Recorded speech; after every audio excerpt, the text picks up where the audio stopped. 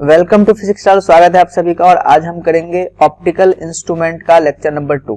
ठीक है, यहाँ पे हम लोग करने वाले हैं कंपाउंड माइक्रोस्कोप के बारे में। लास्ट क्लास हमने समझा था सिंपल माइक्रोस्कोप से रिलेटेड चीजें और कुछ इंपॉर्टेंट बातें। देखिए, इससे पहले कि हम लास्ट क्लास का रिवीजन भी यहाँ पर करेंगे, जो बच्चे यहाँ पर लास्ट क्लास देख चुके हैं, ठीक है, वो रिवीजन पॉइंट ऑफ व्यू से 2 मिनट देख सकते हैं या फिर आप स्किप कर सकते हैं। ठीक है, ये वार्निंग हमारा और सजेशंस ये है, आप लोगों के लिए वार्निंग भी है, इसीलिए कि अगर आप बिना ये काम किए हुए अगर आप इस लेक्चर को देख रहे हैं तो इसमें कोई शक नहीं है कि आपको समझ में बहुत कम आएगी।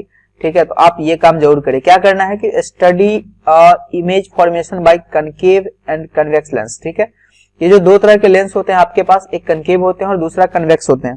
तो जब भी आप इस लेक्चर को आप विजिट करने आए हैं, ठीक है, या करने वाले हैं, तो आप इन दोनों के इमेज फॉर्मेशन के बारे में जरूर जानकारी हासिल कर ले।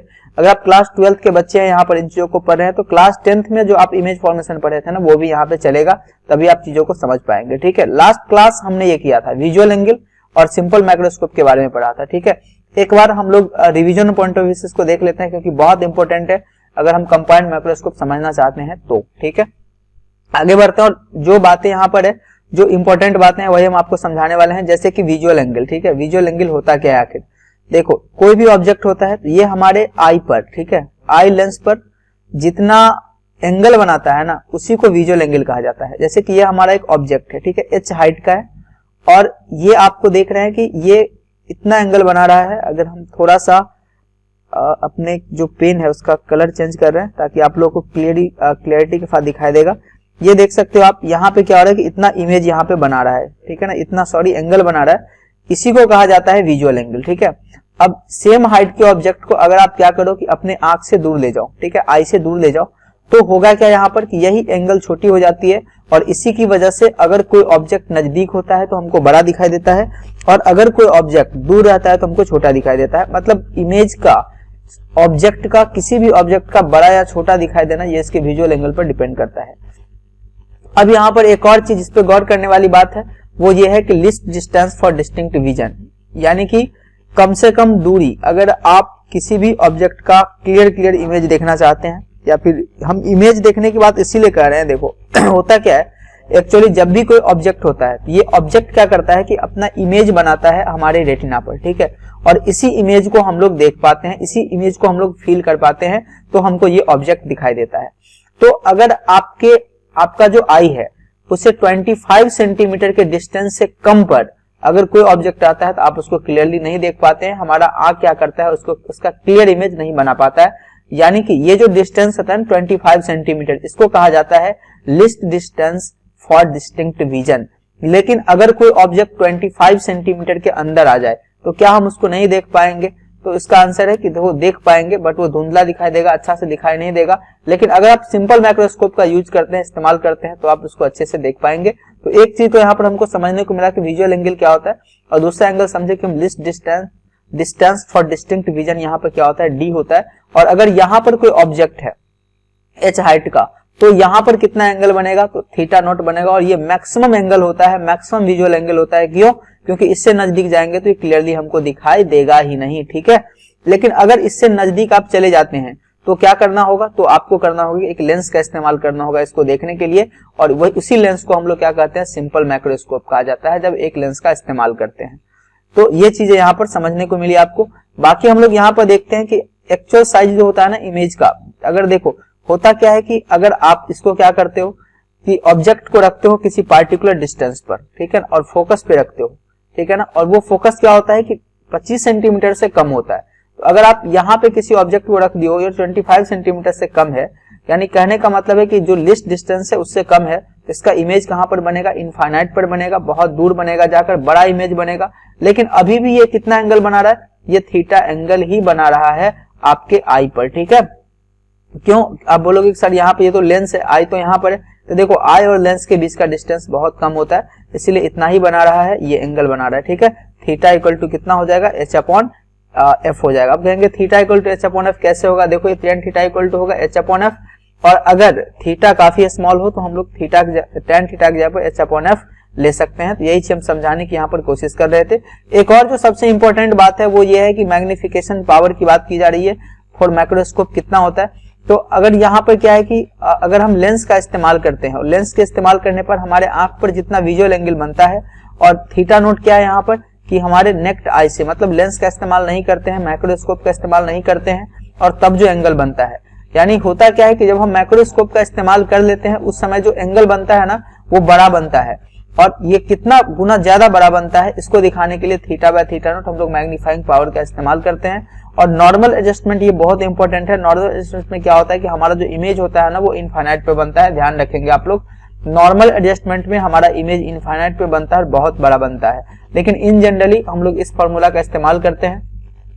तो यहाँ पे अगर आप मैग्निफिकेशन निकालना चाहते हैं तो d/f के बराबर हुआ, और ये magnifying power can be further increase by moving the object still closer to the lens, ये आप लेंस के और नजदीक करके बढ़ा सकते हैं, और थीटा इक्वल टू h/u, और यहाँ से हम लोग d/u का वैल्यू निकाले हैं 1 + d/f, ये इन जनरल है, ठीक है। तो यहाँ पे आप देख सकते हैं कि जो मैग्निफिकेशन है ये आ जाएगा थीटा 1 थीटा नोट इसके लिए, तो यहाँ से h/u और ये कितना हो जाएगा h/d यानी कि d/u, और d/u को हम लोग क्या लिख सकते हैं 1 + d/f लिख सकते हैं, ये नॉर्मल कंडीशन में, ठीक है, ये चीज। तो आप लोग इसको ध्यान रखेंगे।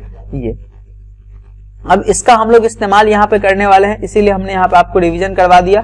तो अब हम लोग करेंगे कंपाउंड माइक्रोस्कोप। अभी तक जो हम कुछ भी कर रहे थे लेक्चर फर्स्ट का था, मैंने सोचा कि सेकंड लेक्चर है तो आप लोगों को फिर से एक बार क्लियरिटी के साथ बता दिया जाए। कुछ बातें यहाँ पर महत्वपूर्ण थी, जैसे कि विजुअल एंगल महत्वपूर्ण था हमारे लिए, फिर हमने देखा था कि यहाँ पर नॉर्मल एडजस्टमेंट क्या होता है, फिर हमने मैग्नीफाइंग पावर देखा था कि कैसे हम लोग करते हैं। तो ये सब चीजें, list distance for distinct division, ये काफी इंपॉर्टेंट बात है, इसको आप याद रखेंगे। आगे बढ़ते हैं और देखते हैं कंपाउंड माइक्रोस्कोप। समझते हैं, एक ही स्लाइड में हमने कंपाउंड माइक्रोस्कोप की सारी चीजें यहाँ पर डील करने की कोशिश की है। होप सो आपको बढ़िया से ये सब समझ में आएगी, और अगर आप इतना लिखते हैं किसी भी एग्जाम में तो 100% मार्क्स मिलेंगे।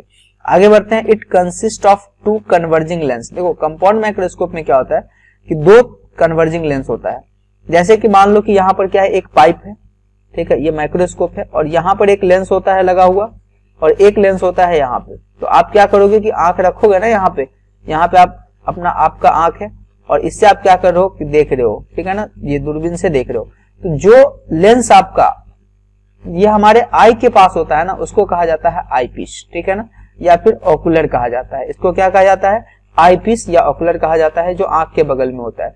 और जो ऑब्जेक्ट, यहाँ पे कोई ऑब्जेक्ट होगा जिसको आप देखना चाहते हैं, जो ऑब्जेक्ट के बगल में होता है, नजदीक होता है, उसको ये ऑब्जेक्टिव कहा जाता है। This is the objective. थोड़ा सा समझना है इसके मैकेनिज्म को। मैंने पहले ही कहा था आप लोगों को कि अगर यहाँ पे आप जब सिंपल या कंपाउंड माइक्रोस्कोप कर रहे हो तो आपके पास थोड़ा सा इमेज फॉर्मेशन की जानकारी होनी चाहिए। यहाँ पे समझने की कोशिश कीजिएगा। यहाँ पर कोई ऑब्जेक्ट है एच, देखो यहाँ पे होता क्या है, यहाँ पे कोई ऑब्जेक्ट एच है, ये विजुअल एंगल कितना है, यहाँ पर ये थीटा विजुअल एंगल बना रहा है। लेकिन यहाँ पर जो ऑब्जेक्ट है ना, ये आपका इमेज यहाँ पे बनाएगा, ठीक है ना, यहाँ दिख रहा है आपका इमेज बन रहा है, ठीक है। अब ये जो इमेज है वो इसके लिए ऑब्जेक्ट की तरह काम करने लगेगा। अब हम क्या करते हैं कि ये वाला जो लेंस है और ये वाला लेंस, इन दोनों के बीच के डिस्टेंस को एडजस्ट कर सकते हैं। इसको हम इस प्रकार से एडजस्ट करते हैं कि ये जो आपका इमेज है वो ये जो आपका आई पीस है ना, इसके फोकस के अंदर में पड़ जाए। अब बताओ कि अगर फोकस के अंदर में पड़ेगा तो यहाँ पे इमेज कैसा बनाएगा, दूर जाके बनाएगा, वर्चुअल बनाएगा और सीधा भी बनाएगा। तो यहाँ पर जब इमेज ये इसका जो इमेज है वो यहाँ पे बनता है, और ये अगर इमेज इस लेंस के लिए यानी कि आई पीस के लिए अगर इसके अंदर पड़ जाता है तो होता क्या है कि ये यहाँ पे अपना इमेज बना देता है। मतलब इतनी छोटी ऑब्जेक्ट का हम लोग इतना बड़ा इमेज यहाँ पर क्लियरिटी के साथ देख पाते हैं। यही इसका पूरा का पूरा मैकेनिज्म है, ठीक है। तो आप ये समझ गए होंगे। फिर से एक बार हम आपको बता देना चाहते हैं, यहाँ पर देखिए किस प्रकार से होगा ये, ठीक है। यहाँ पे आप क्या करते हैं, एक ऑब्जेक्ट रखते हैं, ये काफी छोटा है, और ये देखिए ऑब्जेक्टिव है। तो होगा क्या कि ऑब्जेक्टिव के काफी ये नजदीक है, ये अपना इमेज कहाँ बना लेगा, यहाँ पे बना लेगा, ठीक है। इमेज कैसे बनता है, 2 रे यहाँ से पास करेगी, फर्स्ट एंड सेकंड, और जहां पे मैच करेगी, जहां पर ये मिलेगी वहां पर इमेज बना लेगी। अब हम क्या करते हैं कि ये जो ऑब्जेक्टिव और ये आई पीस होता है, ये एक आप समझ सकते हो पाइप के अंदर होता है, नलिका के अंदर होता है, और इसके बीच के ये वाला डिस्टेंस है उसको हम घटा बढ़ा सकते हैं। तो इसको क्या कर देते हैं, जब ये इमेज बनाता है तो इसको हम थोड़ा सा नजदीक करते हैं और इस प्रकार से रखते हैं कि ये जो इमेज है ना, ये जो आई पीस आपको दिख रहा है इसके फोकल लेंथ के अंदर पड़ जाए, यानी कि फोकल लेंथ यहाँ पे इसके अंदर पड़ जाए। और आपको पता है कि अगर फोकल लेंथ के अंदर कोई ऑब्जेक्ट पड़ जाता है तो उसका इमेज क्या होता है कि वर्चुअल बनता है और बड़ा करके बनता है और सीधा भी बनता है। तो यहाँ पर ये जो ऑब्जेक्ट था ना, इसका इमेज यहाँ बना और ये इमेज इसके लिए ऑब्जेक्ट की तरह काम करने लगा और ये अपना फाइनल इमेज कहाँ पे बना दिया, यहाँ पे, और इसी को हमारा आंख जो है देखता है, ठीक है ना। तो देखो ये इतना छोटा था और इतना बड़ा करके हमारा आई देख रहा है, इसी को तो कहा जाता है कंपाउंड माइक्रोस्कोप या माइक्रोस्कोप, जो बड़ा करके चीजों को दिखा दे, ठीक है। तो ये चीज, तो ये आपका पूरा का पूरा मैकेनिज्म है इसका, आप इसको समझ जाएंगे। एक बार आप फिगर बनाने की कोशिश जरूर यहाँ पे करेंगे ताकि आपके दिमाग में क्लियरिटी आ जाए, ठीक है। कुछ यहाँ पर इंपॉर्टेंट पॉइंट है, जैसे कि यहाँ पर देखो ये ऑब्जेक्टिव है और इसके बीच का ये वाला जो डिस्टेंस है ना, इसको कहा जाता है यूओ। यू का मतलब हो गया ऑब्जेक्ट डिस्टेंस और ओ का मतलब हो गया ऑब्जेक्टिव, यानी ऑब्जेक्ट डिस्टेंस हो गया। फिर यहाँ पर क्या हो जाएगा, देखो पैरेलल रे फोकस पे कट करती है, तो यहाँ से लेकर यहाँ तक का जो डिस्टेंस है ये किसके बराबर हो गया, फोकस ऑफ ऑब्जेक्टिव। फिर इमेज कहाँ पे बना दिया, यहाँ पे बनाया है, कौन, ऑब्जेक्टिव बनाया है। तो यहाँ से यहाँ तक का जो डिस्टेंस आपको है इसको कहा जाता है इमेज डिस्टेंस फॉर ऑब्जेक्टिव। और फिर ये जो है ना, ये जो इमेज है ये आई पीस के लिए आपको कैसा बिहेव करेगा, ये बिहेव करेगा ऑब्जेक्ट की तरह। तो इसीलिए यहाँ पर देखो यूई लिखा गया है, यानी कि ऑब्जेक्ट डिस्टेंस आई पीस से, ठीक है। ये सब कुछ नोमेनक्लेचर है, ये कुछ पैरामीटर है जो आप लोगों को ध्यान रखना है। साथ ही साथ ये आप देख रहे हो कि ये एंगल यहाँ पे थीटा बना रहा है, ठीक है, और ये इसका हाइट कितना है, एच है। फाइनली जब यहाँ पे गया है तो एच डैश इमेज है इसका, तो ये हाइट आपका एच डैश है जो कि इमेज है और जो इसके लिए ऑब्जेक्ट की तरह काम करता है, और ये फाइनली यहाँ बना रहा है। तो यहाँ पर जो एंगल बन रहा है वो थीटा डैश बन रहा है, ठीक है। यहाँ पे एंगल कितना बन रहा है, थीटा डैश बन रहा है। मतलब जब हम यूज नहीं किए थे आई लेंस तो ये थीटा पे बन रहा था, और जब आई लेंस नहीं, जब माइक्रोस्कोप हम लोग यूज नहीं किए थे तब थीटा पे बन रहा था, और माइक्रोस्कोप यूज कर लिए तो ये थीटा डैश पे बनने लगा है। अब हम मैग्निफिकेशन भी निकाल सकते हैं, सारी चीजें नॉर्मली जो आपको सिंपल माइक्रोस्कोप में था ना, सारी चीज यही है। बस यही एक चीज आप लोगों को समझना जरूरी था।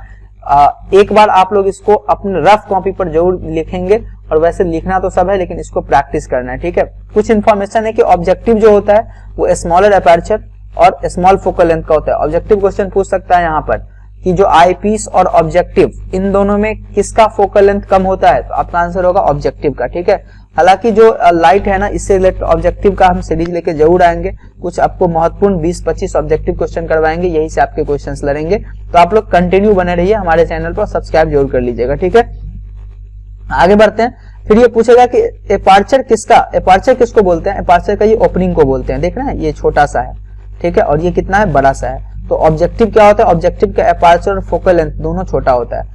अब देखो यहाँ पर अगर नेक्ड आई है, नेक्ड आई मतलब नंगा आई है, मतलब हम कुछ देख नहीं रहे हैं, मतलब कुछ माइक्रोस्कोप वगैरह नहीं लिए हैं, तो कितना होगा, theta not equal to H by D हो जाएगा। यानी कि उस समय क्या होता है, डी आपका क्या है, list distance for distinct vision, ठीक है ना। तो यहाँ पे लिखा हुआ है कि एच बाई डी ये आपका थीटा नॉट है। अब कह रहा है कि जब एक कंपाउंड माइक्रोस्कोप का यूज करेंगे तो कितना हो जाएगा, यहाँ पर देखो एंगल थीटा डैश हो जाएगा। ये थीटा डैश कितना होगा, थीटा डैश हो जाएगा आपका एच डैश बाई यूई। यहाँ पे देख रहे हो, यहाँ पे theta dash equal to tan theta equal to H dash और बाई ये कितना हो जाएगा, यहाँ से यहाँ तक ये आपका यूई हो जाएगा, यहाँ पे यूई हो जाएगा, ये आ जाएगा एच डैश बाई यूई। अब ये चीज निकल गया तो हम मैग्नीफाइंग पावर निकाल सकते हैं। आपको पता है कि मैग्नीफाइंग पावर इक्वल टू होता है कि अगर आप माइक्रोस्कोप यूज करते हैं तो जितना एंगल बनाता है बाय नेक्ड आई में, जितना एंगल बनाया था उससे आप डिवाइड कर दो। ये थीटा नोट कब है, जब आप list distance for distinct vision के लिए जब एंगल बना रहा था उसी को हम लोग थीटा नोट कहते हैं। यहाँ से आप इन चीजों को देख सकते हैं, मैंने इसीलिए इस स्लाइड को यहाँ पर लिया था, ठीक है ना। ये वाला फॉर्मूला हमने यहाँ पर इस्तेमाल किया है। तो अगर आप करते क्या हो कि सिंपल माइक्रोस्कोप को चीजें अच्छे से करते हो तो बाकी सब आपके ऐसे ही क्लियर हो जाएंगे। टेलीस्कोप में भी यही है, इसके बाद हम लोग टेलीस्कोप करने वाले हैं, तो ये चीज है, ठीक है। अब यहाँ पे आप थीटा डैश रख दो, कुछ भी अब एक्स्ट्रा दिमाग लाने की जरूरत नहीं है। एच डैश बाई यूई और थीटा नोट कितना हो जाएगा, एच अपॉन डी, तो एच अपॉन डी आएगा तो ये डी अपॉन एच आ जाएगा यहाँ से, ठीक है। अब M equal to H dash by H को हम एक साथ कर लिए और डी अपॉन यूई यहाँ रखते। एच डैश अपॉन एच क्या होता है, ये आपका होता है मैग्निफिकेशन, ये आपका होता है मैग्निफिकेशन। ये वाला तो मैग्नीफाइंग पावर है, मैग्निफिकेशन है ही, लेकिन यहाँ पे एच डैश बाई यू को हम लोग ये बोलते हैं V naught upon U naught. आपने पढ़ा होगा लेंस में, लेंस के केस में जो मैग्निफिकेशन होता है उसका फॉर्मूला यही होता है एच डैश बाई एच, और इसको हम लोग V naught upon U naught के नाम से जानते हैं, V naught upon U naught. जो लोग लेंस पढ़े होंगे या फिर मिरर पढ़े होंगे उनको ये बात पता होगा। तो यहाँ से जो मैग्नीफाइंग पावर हो गया वो कितना आ गया, V naught upon U naught into D upon U. ये इन जनरल मैग्नीफाइंग पावर हो गया। अगर आप इतना लिखते हैं बहुत अच्छी बात है, ठीक है ना, बहुत अच्छा मार्क्स यहाँ पे आप लोगों को आ जाएंगे। आगे बढ़ते हैं। अब हम जो दो कंडीशन था हमारा ना, एक था नॉर्मल एडजस्टमेंट का और एक था इन जनरल कंडीशन, इन दोनों के बारे में बात कर लेते हैं। तो नॉर्मल एडजस्टमेंट में होता क्या है कि जो फाइनल इमेज है आपका वो इनफाइनाइट पर बनता हुआ नजर आता है। तो इनफाइनाइट पर फाइनल इमेज अगर बनेगा तो आप क्या कंडीशन ला सकते हैं, तो आपके पास जो फॉर्मूला है ना, किसका फॉर्मूला है, तो ये आपके पास लेंस का फॉर्मूला है। क्या फॉर्मूला है, 1/f किसके बराबर होता है आपका, ये 1/f इक्वल होता है, ये इक्वल हो जाएगा आपका किसके, 1 बाई, ये हो जाएगा आपका 1 बाई, ठीक है, ये 1, एक मिनट, ये आपका हो जाएगा 1 by v minus 1 by u। अब देखो नॉर्मल एडजस्टमेंट में क्या होगा, आप इसी को नॉर्मल एडजस्टमेंट में लगा देना है। तो 1/f यानी कि इनफाइनाइट पे आपका इमेज बनना है, तो आपका ये आपका जो ऑब्जेक्ट होगा वो कहाँ पे रहेगा, ठीक है, ऑब्जेक्ट डिस्टेंस कहाँ पे होगा, तो ऑब्जेक्ट आपका फोकस पे होगा, तभी तो ऐसा होगा। तो यहाँ पे क्या हो जाएगा, फोकस के जगह पे क्या यूज किया गया है, u यूज किया गया है, और यहाँ पे 1/v यानी कि इनफाइनाइट पे बनेगा, और 1/u, u कहाँ पर, ऑब्जेक्ट डिस्टेंस कहाँ पर रहेगा, ये भी आपका फोकस पे रहेगा, ठीक है ना। तो यहाँ पे देख लो आप, ये कितना आ गया, d/u इक्वल टू, यहाँ से d/u इक्वल टू d/f, ये कैसे आ गया, तो देखो यहाँ से क्या हो जाएगा, 1/u इक्वल टू 1/f होगा, क्योंकि इसका वैल्यू 0 हो जाएगा, ऊपर नीचे d से मल्टीप्लाई कर दिया गया, यानी कि d/u का वैल्यू हो जाएगा d/f। तो हम लोग यहाँ पर क्या करेंगे, जो ऑब्जेक्ट यहाँ पे आया है ना कि v0/u0 इक्वल टू d/u, तो d/u के जगह पे हम लोग क्या करेंगे, d/f रख देंगे। ये आपका मैग्निफिकेशन आ गया, कब, जब नॉर्मल एडजस्टमेंट होगा तब। और इन जनरली क्या हो जाएगा, इन जनरली देखो v0/u0 होगा ही, और d/f के जगह पे हो जाएगा 1 प्लस d/f। अब बोलो कि सर ये आप कैसे ले लिए, तो इसके लिए हम थोड़ा सा चलेंगे बैक स्लाइड पे और आपको दिखा रहे हैं ये कैसे आया है। ये देखो यहाँ पर, ठीक है ना, d/u का वैल्यू किसके बराबर आ गया है, 1 प्लस d/f के बराबर आ गया है इन जनरल कंडीशन में। तो इसी का हम लोग यहाँ पर इस्तेमाल किए हैं और इसी का इस्तेमाल करके हम चीजें यहाँ पर लिख रहे हैं, ठीक है। तो इसीलिए मैंने आप लोगों को पहले कहा था कि अगर आपका सिंपल माइक्रोस्कोप क्लियर अच्छे से जानते हैं तो ये बड़ी आसान हो जाएगी, ठीक है। तो इसके जगह पे लिख दिया, तो ये इन जनरल फॉर्मूला हो गया। एक using lens formula for objective, objective के लिए अगर हम लेंस का फॉर्मूला यूज करें, ऑब्जेक्टिव इसको कहते हैं जो ऑब्जेक्ट की तरफ होता है, तो क्या होगा 1/v minus 1/u equal to 1/f। अब यहाँ पर ये कैसे कर दिया है, देखो यहाँ पर हम लोग किए क्या है कि सबसे पहले ये जो v0 है, ठीक है ना, यहाँ पे दोनों साइड आप v0 से मल्टीप्लाई कर दो, कितना हो जाएगा, यहाँ से अगर v0 आप करोगे तो ये आपका देख सकते हो यहाँ पर ये आ जाएगा आपका v0, ठीक है ना, ये v0, और फिर यहाँ पे v के जगह पर भी आप v0, ये तो v0 है ही एक्चुअली ऑब्जेक्टिव के लिए। फिर यहाँ पे आपने क्या किया कि v0, ठीक है ना, v0 नहीं vo, ठीक है ना, फिर यहाँ पे uo, और फिर यहाँ पे 1 कितना हो जाएगा fo, और v0 से आपने vo से आपने मल्टीप्लाई किया है ऑब्जेक्टिव के लिए, ठीक है। अब देखो ये कितना हो जाएगा, ये आपका 1 हो जाएगा, तो देखो ये 1 आ जाएगा, 1 को यहाँ छोड़ दिया हमने। फिर कितना आ जाएगा, ये vo/uo, तो इस साइड अगर ये चले जाएगा ये प्लस में आ जाएगा, और ये कितना आ जाएगा vo/fo आ जाएगा, यहाँ पर ये माइनस में आ जाएगा, ठीक है। यहाँ से vo/uo, यहाँ पर हमने क्या किया, इसको 1 यहाँ पे रख दिया, ठीक है, और इसको लेके इस साइड हम आ गए, ठीक है, इसको लेके इस साइड आ गए और इसको लेके हम लोग इस साइड चले आए, यानी कि vo/uo equal to 1 minus vo/fo, ये आ गया।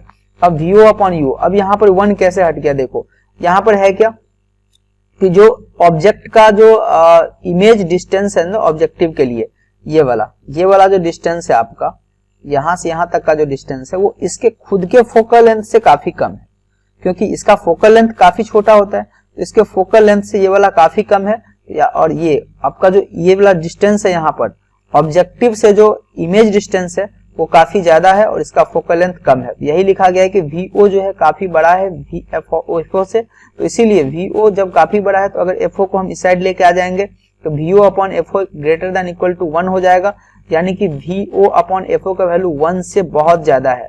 तो जब ये 1 से बहुत ज्यादा है, इसमें से क्या करेंगे 1 माइनस इतना, और ये देखो ये आपका काफी ज्यादा है और ये आपका 1 है, तो इसमें से अगर 1 को हम ऐड भी कर देते हैं, सब्ट्रैक्ट भी कर देते हैं, तो इसके रिजल्ट पे कोई असर पड़ेगा नहीं, इसीलिए इसका वैल्यू लगभग माइनस vo/fo के बराबर हो जाएगा, यानी कि vo/uo का वैल्यू हो जाएगा माइनस l/f0। अब सोच रहे होंगे आप ये माइनस l/f0 कहां से आ गया, यानी कि आप vo के जगह पे l क्यों लिखते, देखो vo क्या है, vo आपका क्या है, यहां से यहां तक का डिस्टेंस है, और ये जो इमेज है ना वो इस आई पीस से जितना क्लोज बने उतना बड़ा इमेज बनेगा।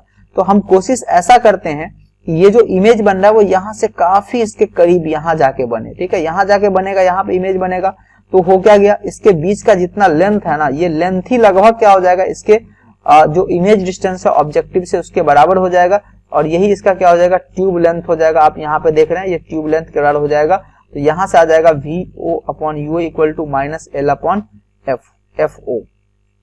अब यहाँ से आप क्या कर सकते हो, देयरफॉर M इक्वल टू, जब VO/UO इसके जगह पे आप पुट कर दो, इसके जगह पे आप क्या पुट कर दोगे, -L/F0 और 1 + D/F, ठीक है। ये आपका हो गया फिर से मैग्नीफाइंग पावर। तो इस तीनों फॉर्मेट में ये चीजें पूछा जा सकता है कि किसके बराबर होगा। अगर आपसे यहाँ पर ये पूछा जाए कि इसका ट्यूब लेंथ किसके बराबर होगा, तो आप यहाँ से ये बात कर सकते हो। अगर मैं थोड़ा सा इसको साफ कर लूं यहाँ से, ठीक है, ये तो आप ये कह सकते हो सर जो ट्यूब लेंथ है ना ये VO + UE के बराबर हो जाएगा। VO यानी कि ऑब्जेक्ट कहाँ पे, ये जो ऑब्जेक्टिव से कितना दूरी पे इमेज बन रहा है, और फिर यहाँ पे UE, इस दोनों के बराबर हो जाएगा ट्यूब लेंथ।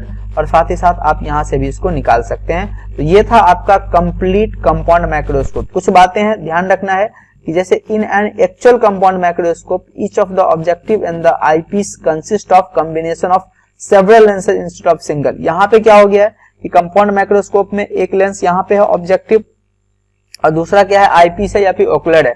लेकिन कह रहा है कि जब आप एक्चुअल कोई माइक्रोस्कोप यूज किया जाता है ना, तो इसमें बहुत सारे सीरीज होते हैं, 1 2 3 4 5 6 7 8 इतने यहाँ पर लेंस यूज किए जाते हैं। तो ये बात यहाँ पे कर रही है। तो यहाँ पर आप लोगों को फाइनली, ठीक है, ध्यान क्या रखना है, सबसे पहले ये ध्यान रखना है कि कंपाउंड माइक्रोस्कोप में कितने लेंस इस्तेमाल किए जाते हैं। 2 लेंस इस्तेमाल किए जाते हैं। पहला का नाम ऑब्जेक्टिव है, दूसरा का आईपीस है। ऑब्जेक्टिव किसको कहा जाता है कि जो ऑब्जेक्ट की तरफ होता है, आईपीस किसको कहा जाता है जो कि आंख की तरफ होता है। और ये ध्यान रखना है कि ऑब्जेक्टिव का फोकल लेंथ और अपर्चर दोनों कम होता है आईपीस के तुलना में। बाकी नेक्ड आई से आपने पढ़ा था पिछला में भी कि ये इतना विजुअल एंगल बनता है, और जब कंपाउंड माइक्रोस्कोप यूज करते हैं तो इस मेथड से जो मैंने बताया है उससे इतना बनता है। और मैग्निफिकेशन निकाल लिए, फिर नॉर्मल एडजस्टमेंट निकाले, फिर इन जनरल फॉर्मूला यूज किया, और ये ऑब्जेक्टिव के लिए यूज करके हम लोग ये सारा निकाल लिया, ठीक है। तो this is the end of the lecture, this is the compound microscope. अगर आपको समझने में कोई प्रॉब्लम हो तो अपने कमेंट करके बता सकते हैं, और अगर अच्छा लगता है तो दूसरों तक भी शेयर कर दिया कीजिए। और हाँ, हमारे साथ बने रहिए, क्योंकि जो ऑप्टिकल इंस्ट्रूमेंट है उससे रिलेटेड ऑब्जेक्टिव हम बहुत जल्द डालने वाले हैं, जिससे आपको बेहतर मार्क्स आ सकता है।